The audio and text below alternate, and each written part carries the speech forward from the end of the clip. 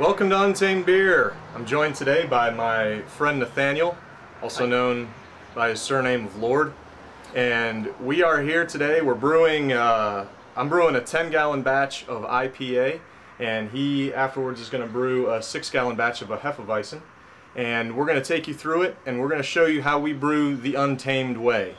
So strap on, get your coffee, do whatever you need. It's National Bacon Day. We've got BLTs coming later on. I hope you get some bacon. And why don't you come on a little closer and we'll take a look at the setup and I'll show you what we're going to do. I've got a 2-keg system, essentially 2 half-barrel kegs. The one you see in front of you here is going to be the mash tun, and right now it's filled with 6 1/4 gallons of water that I'm going to heat to 170 degrees using my propane burner stand there.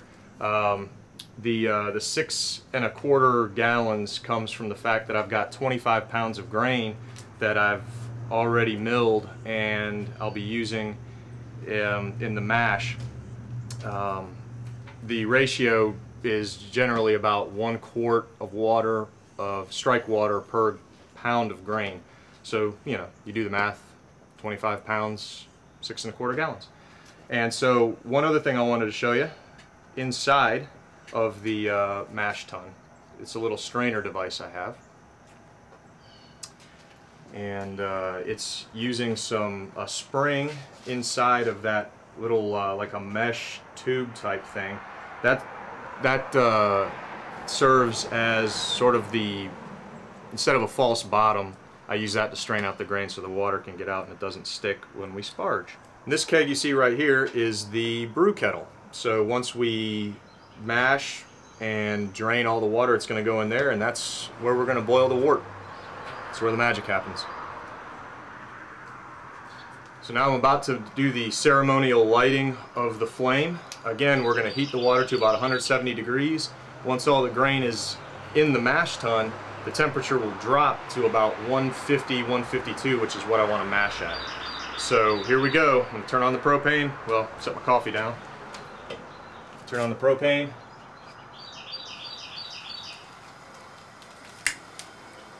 Torch. Oh, there we go. Take off.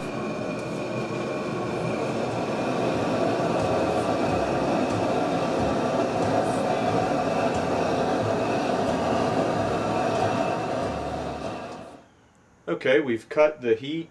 The temperature is right at about 170. So what we're going to do now is I'm going to move, with the help of Lord, we're going to move this over to our ledge over there where it's going to sit and mash. So what we'll do, once we get it over there, we're going to just basically dump the grains in. It's not exactly the ideal way of doing it. Generally you'd want to kind of bring the water up, put a little grain in, bring the water up, put some more grain in. But remember, this is the Untamed way. That's how I do it. Yeah. The grains we're going to throw into this IPA, now for you purists out there, you're going to say, wait, that's not an IPA. That stuff doesn't go in an IPA. Well, again, that's how I like to do it. We've got some 2-row. A majority is going to be 2-row. I'm using about 1.5 pounds of Crystal 20 to give it a little color. I'm also throwing in 2 pounds of wheat just to give it, you know, a little something refreshing. And then to top it off and give it a little extra color, 1/2 pound of Special B, also known as Extra Special, because, you know, it's an extra special beer. So Lord, would you like to give me a hand and we can move this on over without burning ourselves? Hopefully. Alright, here we go. Ready? And lift. Action shot. Alright, there we go. Yes. Sweet. Okay, so I'm just going to pour the grains in. Not too fast, but not too slow. You want to get the grains in quickly to get the temperature to stabilize, but you don't want to put them in too quickly because then they'll dough up and you'll end up with like oatmeal. That's not good. Unless you like oatmeal. Unless you like oatmeal. It's like a weedy, malty oatmeal. Yeah, this smells amazing too. Oh right man, too bad you can't smell it through the camera. Can't wait till they come up with those. Smell visions. All right, hold on. Oh, I forgot one other special ingredient. Toasted malt. I actually toasted some 2-row in my oven 15 minutes at 350. Stir every now and again. Mmm, toasty goodness. Oh, toasty goodness. Oh, toasty. It's like toast beer. And the rest. We're looking good.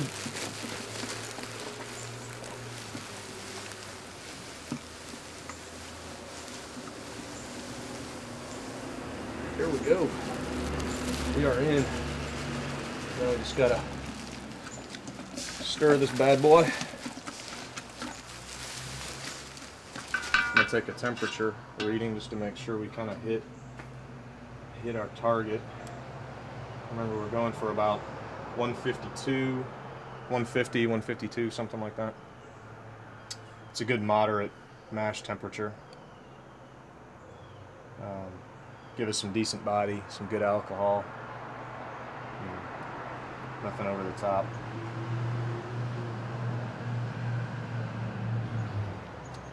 It's getting close.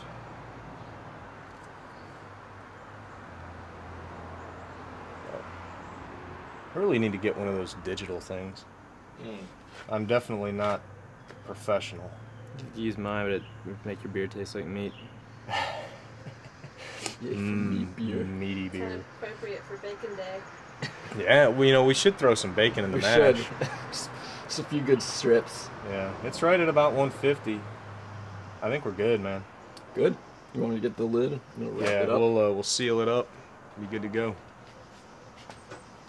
Well, here, let's wrap it in the swaddling clothes first. Grandma's blanket. Yes, grandma's blanket. Hold on, let's fold this bad boy one time, like so.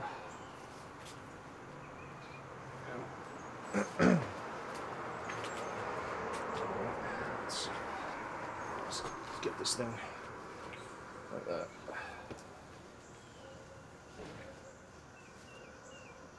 Okay.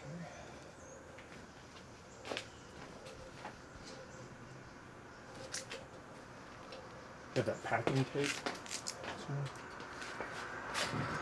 Oh, propane. Boom! Adventures in brewing. Thank you.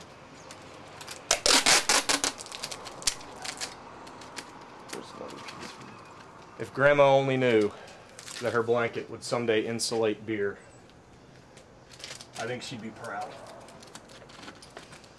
All right. That on.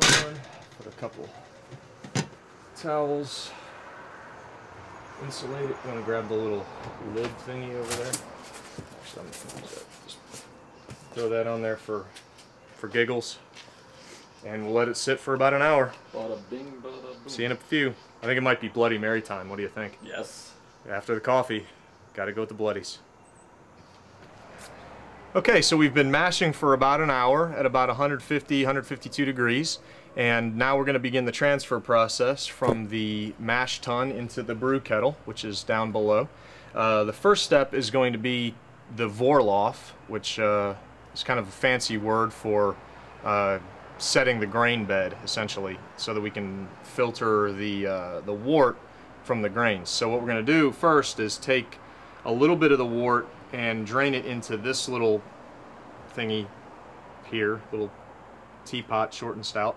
And what will happen is the first little bit to come out is going to have some grain husks and stuff like that in it.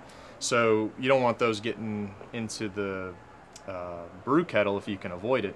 So we'll put that in here, sort of as the liquid comes down from the Vorlauf, it'll kind of set the grain bed on that little strainer thingy that you saw at the very beginning.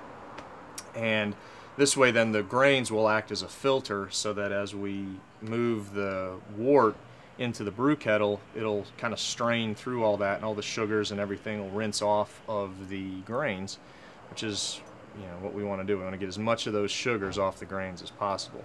So we will unveil the mash here and we'll begin the Vorlauf.